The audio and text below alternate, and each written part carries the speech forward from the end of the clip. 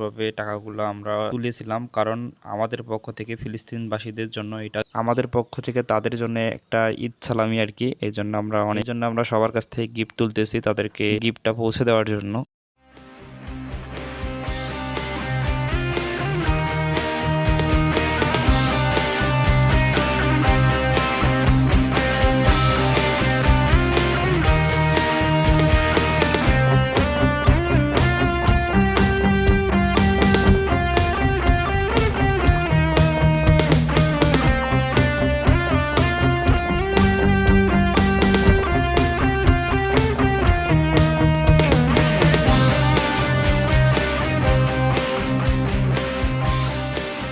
সবাইকে অনেক অনেক বেশি ধন্যবাদ ভিডিওটা দেখার জন্য, এবং ভিডিওটা ভালো লাগলে একটা লাইক দিবেন। সবাইকে ঈদের শুভেচ্ছা, ঈদ মোবারক। ভালো থাকবেন, সুস্থ থাকবেন। দেখা হচ্ছে নেক্সট একটি সুন্দর একটা ভিডিওতে।